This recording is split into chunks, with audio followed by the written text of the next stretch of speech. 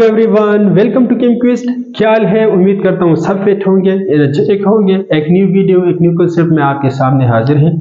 इससे पिछली वीडियो में हमने सॉलिड के हवाले से पढ़ा था, जिसमें हमने सॉलिड को इंट्रोड्यूस किया था। इसके अलावा हमने सिंपल प्रॉपर्टीज पढ़ी थी सॉलिड के। आज हमने पढ़ने जाना है टाइप्स ऑफ सॉलिड के हवाले से। ब्रॉडली हम सॉलिड को क्लासीफाई करते हैं दो क्लासेस में। एक हमारे पास है क्रिस्टलाइन सॉलिड और दूसरा हमारे पास है amorphous solid. Crystalline solid and amorphous solid को हमने काफी डिटेल में आज पढ़ना है। नेक्स्ट वीडियो में इंशाल्लाह properties of crystalline solid and amorphous solid के बारे में पढ़ेंगे। आज हमने इन दोनों को सिर्फ कंपेयर करना, उसके मुतालिक इंट्रोडक्शन करनी है कि अमॉर्फस एंड क्रिस्टलाइन सॉलिड है क्या, किस तरह बनता है और इसके दरमियान डिफरेंसेस क्या है। ठीक है जी। तो दो मेन क्लासेस है सॉलिड के। एक हमारे पास है क्रिस्टलाइन सॉलिड और दूसरा हमारे पास है अमॉर्फस सॉलिड। क्रिस्टलाइन सॉलिड को हम किस तरह डिफाइन करते हैं? मैंने पहले से डिफिनेशन लिखा है, the type of solid in which constituent particles atoms ions और molecules are arranged in well orderly three dimension space. इससे क्या मतलब है?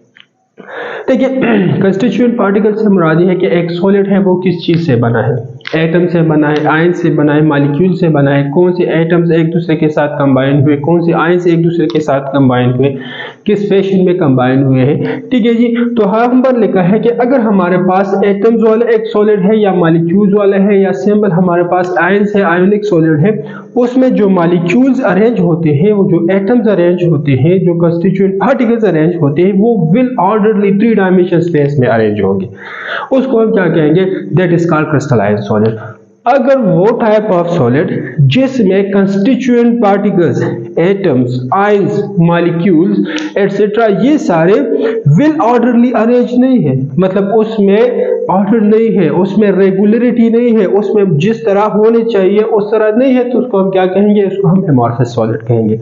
देखिए, फॉर एग्जांपल एक सॉलिड है और उस सॉलिड में मॉलिक्यूल्स कुछ यूं अरेंज है, इसी तरह यहां पर दूसरा है।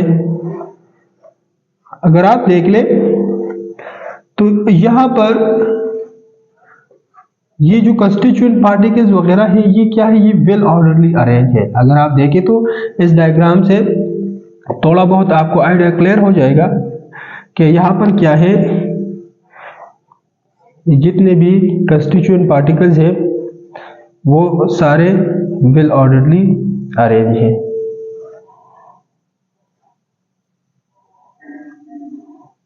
इसी तरह, ठीक है जी, एंड सो ऑन। अब अगर हम यहां पर देखें, फॉर एग्जांपल अमॉर्फस सॉलिड,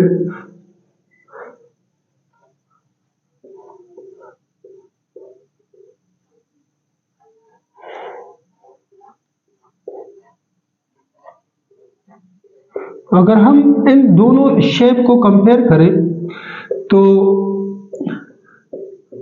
ये वाला जो मॉलिक्यूल है, ये वाला जो सॉलिड है, इस सॉलिड को हम देखें तो यहाँ पर विल ऑर्डरली अरेंज है। ये पार्टिकल्स क्या है? ये ऑर्डरली अरेंज है। यहाँ पर एक एटम है फॉर एग्जांपल, यहाँ पर दूसरा है, एंड सो ऑन। इसी तरह ये अरेंज हुए हैं। ठीक है जी। लेकिन जब हम यहाँ पर देखें तो यहाँ पर इसमें कोई कंसिस्टेंसी नहीं है। ठीक है जी। कंसिस्टेंटली रेगुलरली एस जिस तरह होनी चाहिए उस तरह, मतलब ये है क्या है? रेगुलर अरेंज है, ये नहीं है। तो according to the definition, crystalline solid वो सॉलिड्स है जिसमें constituent particles atom, ions, molecule etcetera क्या है? वो सारे regularly will three dimension space में अरेंज हो, तो उसको हम क्या कहेंगे? That is called crystalline solid. देखिए, क्रिस्टल सॉलिड में देखिए, अगर मैं ड्रा करूं कुछ यू, फॉर एग्जांपल यहां पर क्या है? ये हमारे पास कॉर्नर्स है, ये एक एज है, ये फॉर एग्जांपल एक फेस है, ये एक साइड पे अगर आप देखें एजेस है, सही है। अगर यहाँ पर ये इसी तरह अरेंज किए हुए हों, इसी तरह यहाँ पर तीसरा हो, एंड सो ऑन, ठीक है जी। तो ये क्या है, ऑर्डरली अरेंज है। यहाँ पर जो फेस है वो यहाँ पर भी मौजूद है, ये वाला जो है वो यहाँ पर में मौजूद है, यहाँ पर जो एंगल है वो यहाँ पर भी है, यहाँ पर भी है। जितने इंटरफेशियल एंगल्स है, जितने आपके साइड्स है एक्सेट्रा, ये सारे क्या होंगे, इक्वल होंगे। इसको हम क्या कहेंगे, क्रिस्टलाइज्ड सॉलिड। यहाँ पर ये बात नहीं होगी, यहाँ पर रेगुलरिटी नहीं होगी, यहाँ पर रिपीटिशन नहीं होगा, यहाँ पर आपका जो कंस्टिट्यूएंट पार्टिकल्स है वो विल ऑर्डरली अरेंज नहीं होंगे। सही है। तो इसी बेस पर हम एक पॉइंट, अगर डिफरेंसेस आप लोगों ने लिखने हैं तो डिफरेंसेस में हम लिखते हैं ऑर्डर। सही है। इन दोनों को जब हम ऑर्डर लिखते हैं तो हम लिखेंगे कि जो क्रिस्टलाइज्ड सॉलिड है ये क्या है, ये विल ऑर्डरली अरेंज्ड है। और ये क्या है, इसके ऑर्डर अगर हम लिखें तो हम लिखेंगे इल ऑर्डरली अरेंज। इसकी अरेंजमेंट क्या है, इल है। इसकी अरेंजमेंट क्या है, विल है। ये विल ऑर्डरली अरेंज है और ये क्या है, इल ऑर्डरली अरेंज है। सही है। तो इसी तरह अगर हम फॉर्मेशन की बात करें तो कि क्रिस्टलाइन सॉलिड किस तरह बनता है एंड एमोर्फिस सॉलिड किस तरह बनता है। देखिए फॉर्मेशन,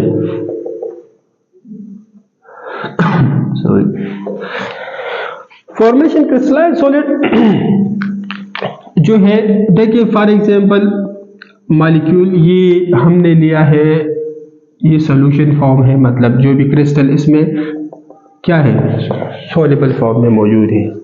सही है। हम क्या करते हैं, इसको रखते हैं कुछ देर के लिए। ठीक है जी। यहां पर क्या होगा, एक पॉइंट जिसको हम कहते हैं स्लोली कूलिंग। स्लोली कूलिंग, जब भी हम क्रिस्टल की फॉर्मेशन करते हैं तो वहां पर हम क्या करते हैं, इसको स्लोली कूल करते हैं। यहाँ पर क्या है, यहाँ पर भी फॉर एग्जांपल सॉल्यूशन है या जिसमें एक सॉलिड मौजूद है, बोल्ट स्टेट मौजूद है, उस बोल्ट स्टेट को हम क्या करते हैं, उसको हम करते हैं क्विकली कूलिंग। इसको हम क्या कहते हैं, क्विकली कूल करते हैं, एकदम कूल करते हैं। ठीक है ना। यहाँ पर ये मोल्टन स्टेट है या सोल्यूशन फॉर्म में, ये क्रिस्टल इसमें या सॉल्युबल फॉर्म में मौजूद है, तो हम क्या करते हैं, इसको रखते हैं कुछ टाइम के लिए। स्लोली स्लोली ये क्या करते हैं, कूल होता है। जो यहाँ पर प्रिसिपिटेट बनते हैं वो आहिस्ता आहिस्ता बनते हैं। फॉर एग्जांपल एक कंस्टिट्यूएंट पार्टिकल की पोजीशन यही है, दूसरे की ये है, तीसरे की यही है, तो ये पार्टिकल्स अपनी अपनी जगह पर आहिस्ता आहिस्ता आते हैं और यहाँ पर एक स्पेसिफिक बॉन्ड बनता है। क्विकली कूलिंग में क्या है, जैसे ही फॉर एग्जांपल एक पार्टिकल यहाँ पर मौजूद है, दूसरा पार्टिकल यहाँ पर मौजूद है, तीसरा यहाँ पर है, चौथा यहाँ पर है, पांचवा यहाँ पर है, एंड सो ऑन, इसी तरह। तो मतलब जो पार्टिकल जिस भी पोजीशन पर है उसको हम क्विकली कूल करते हैं, तो वहां पर वो दूसरे एटम के साथ या दूसरे कंस्टिट्यूएंट पार्टिकल के साथ बॉन्ड बना लेता है। ठीक है जी। तो यहाँ पर इन मॉलिक्यूल, इन एटम कंस्टिट्यूएंट पार्टिकल्स को वो मौका नहीं मिलता कि क्या करे, वो एक स्पेसिफिक पोजीशन पर बॉन्डिंग बना ले। जहां पर होते हैं उसी जगह पर उसको फोर्स करके बॉन्ड बनाया जाता है बाय क्विकली कूलिंग। ठीक है जी। तो इसी वजह से एमोर्फिस सॉलिड को क्विकली कूलिंग सॉलिड भी कहा जाता है। ठीक है जी। या इसके अलावा इसको सुपर कूलिंग सॉलिड भी कहा जाता है। इसको सुपर कूल करते, क्विकली कूल करते, फास्टली कूल करते, एकदम कूल करते, तो इसलिए इसको क्या कहते हैं, उसको एमोर्फिस सॉलिड कहते हैं। सही है। तो इसी क्विकली कूलिंग की वजह से इसका एक और नेम भी पड़ा है, जिसको हम सिंपल, आप एक और पॉइंट ऐड कर सकते हैं, सेकंड नेम, इसको हम कहते हैं सीडो सॉलिड। क्या कहते हैं, सीडो सॉलिड। सीडो सॉलिड से मुराद क्या है, फॉल्स सॉलिड। फॉल्स सॉलिड मतलब ये है कि ये हमारे पास ट्रू सॉलिड नहीं है। हाँ, क्रिस्टलाइन सॉलिड को हम दूसरा नेम देते हैं ट्रू सॉलिड। ये हमारे पास क्या है, सही सॉलिड है, ट्रू सॉलिड। ठीक है जी। तो ये क्यों फॉल्स है, ये क्यों सीडो है, क्योंकि इसके कंस्टिट्यूएंट पार्टिकल्स की जो पोजीशन होनी चाहिए उस पोजीशन पर नहीं है और ये वाले अपने पोजीशन पर है। तो ये क्यों अपने पोजीशन पे, अगर आपसे कोई पूछे तो ये स्लोली कूल हो रहे हैं। स्लोली कूल हो रहे हैं, जिस पोजीशन की, जिस कंस्टिट्यूएंट पार्टिकल की जो पोजीशन है उस पोजीशन तक वो चले जाते हैं, यहाँ पर वो नहीं मिलता इसको टाइम। तो इसी वजह से ये स्लोली कूलिंग है। ये क्या, क्विकली कूलिंग से बनते हैं, ये इसकी है फॉर्मेशन। इसके अलावा क्विकली कूलिंग के अलावा एक और पॉइंट भी है, प्यूरिटी।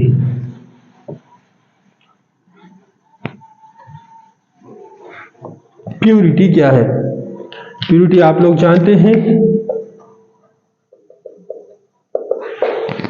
क्रिस्टलाइन सॉलिड जो मोल्टन स्टेट जैसे पहले मैंने बताया या सॉल्यूशन फॉर्म में है, तो ये क्या होगा, ये प्योर होगा। ये क्या होगा, प्योर, मतलब इसमें बिल्कुल भी इम्प्योरिटीज नहीं होंगी।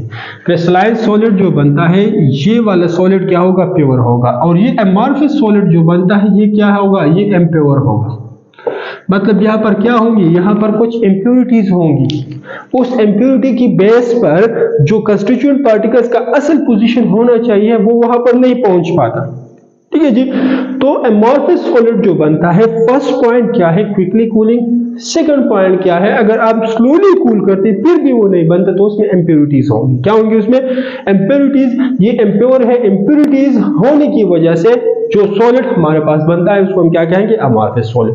एंड क्रिस्टलाइन सॉलिड ये क्या है, बिल्कुल प्योर होगा। इसमें सिर्फ कंस्टिट्यूएंट पार्टिकल होंगे और एक्स्ट्रा इसमें कुछ नहीं होगा। ठीक है जी। इसके अलावा इसके बिहेवियर की जब हम बात करते हैं, बिहेवियर, हम देखते हैं कि क्रिस्टलाइन सॉलिड क्या है, ये एन आइसोट्रोपिक इन नेचर है। और जो हम पढ़ते हैं अमॉर्फस सॉलिड, ये आइसोट्रोपिक इन नेचर है। आइसोट्रोपिक एंड एन आइसोट्रोपिक पर हमने डिटेल में एक वीडियो करनी है नेक्स्ट इंशाल्लाह, वहां पर इन दोनों को हम डिफरेंशिएट करेंगे और डिटेल में कहेंगे कि एन आइसोट्रोपिक क्या है, आइसोट्रोपिक क्या है। लेकिन फिर भी यहाँ पर थोड़ा सा शॉर्ट से सुन ले। एन आइसोट्रोपिक एंड आइसोट्रोपिक जब भी फिजिकल प्रॉपर्टीज, फॉर एग्जांपल हमने थर्मल हीट करना है या थर्मल कंडक्टिविटी या इसके अलावा हमने इलेक्ट्रिकल कंडक्टिविटी की तरफ जाना है या रिफ्रैक्टिव इंडेक्स को देखना है, फिजिकल प्रॉपर्टीज जब हम देखते हैं किसी भी सॉलिड की, तो फॉर एग्जांपल ये मेरे पास एक सॉलिड है। इस सॉलिड को अगर मैं फॉर एग्जांपल इस पॉइंट से देखूं और इस पॉइंट से देखूं डिफरेंट एंगल से, ठीक है जी, डिफरेंट साइड से, तो एक साइड से ये एक फॉर एग्जांपल पॉजिटिव देगा। अगर थर्मल कंडक्टिविटी की बात करें तो एक साइड से फॉर एग्जांपल ये पॉजिटिव आपको वैल्यू देगा, दूसरी साइड को आपको नेगेटिव वैल्यू देगा। मतलब अपोजिट साइड से या डिफरेंट साइड से आपको डिफरेंट वैल्यू देगा किसी भी फिजिकल प्रॉपर्टीज के, सारे की नहीं, एक दो तीन।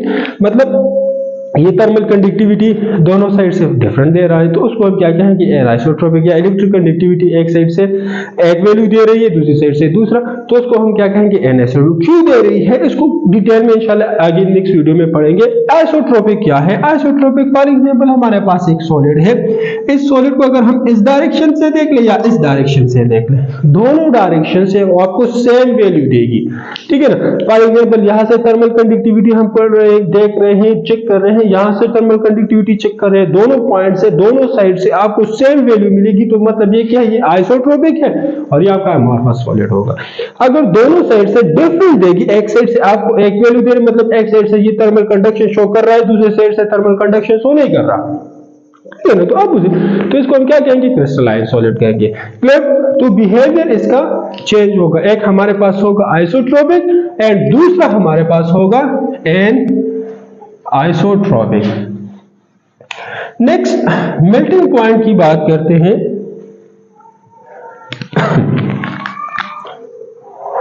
मेल्टिंग पॉइंट, एमपी से मुराद क्या है, मेल्टिंग पॉइंट।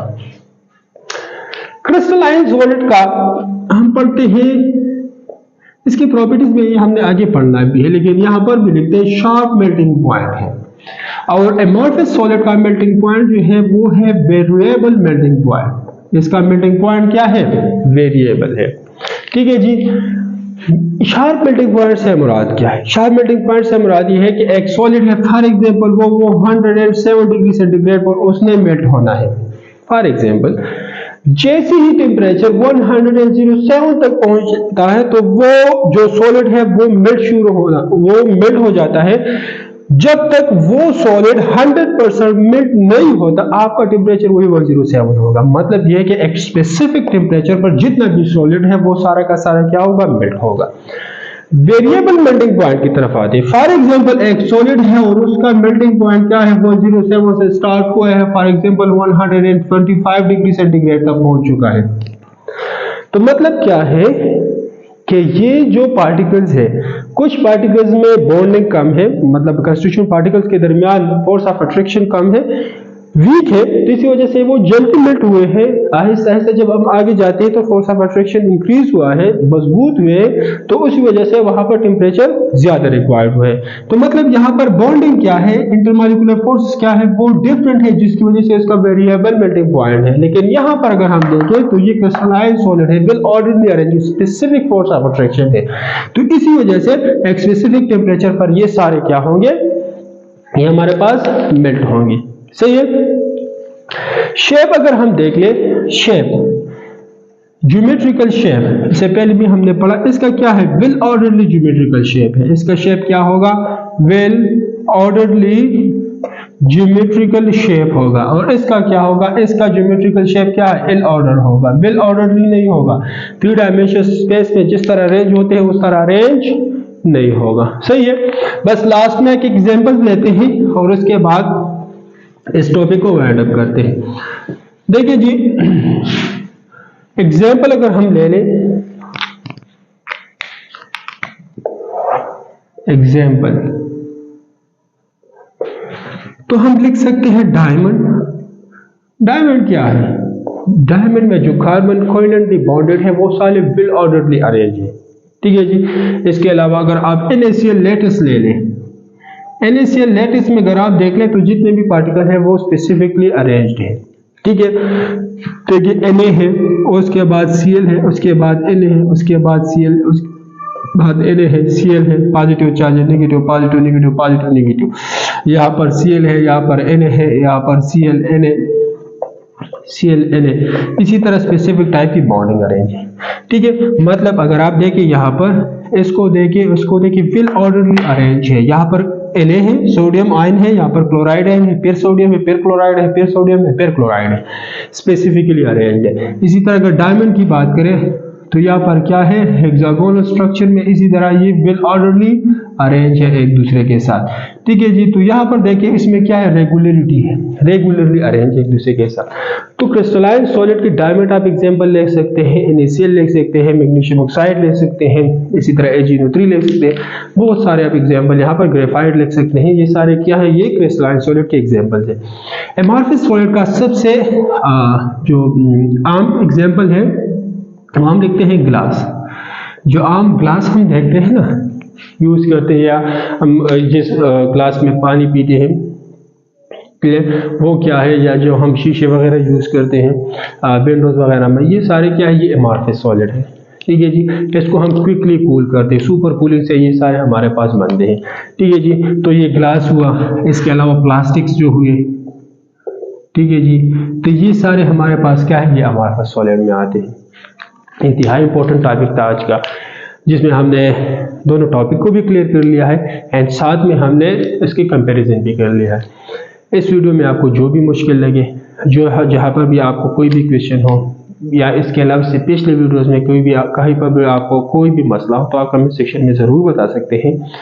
वही बातें, वही पुरानी बातें हैं कि अगर आपको कोई मसला है, ठीक है जी, तो कमेंट सेक्शन में, इसके अलावा कमेंट सेक्शन में ये भी बता दिया करें कि हाँ हमें वीडियो अच्छी लगी है, या इसमें आपको कुछ और चाहिए, मतलब MCQs चाहिए या कंसेप्ट एनहेंस चाहिए, या जो भी चाहिए, तो काइंडली ज़रूर बता दिया करें। इससे हमें एनर्जी मिलती है, बूस्टअप होते हैं। इंशाल्लाह मिलेंगे नेक्स्ट वीडियो में नेक्स्ट कंसेप्ट के साथ। अपना ढेर सारा ख्याल रखिएगा। अल्लाह हाफिज़। Thank you very much.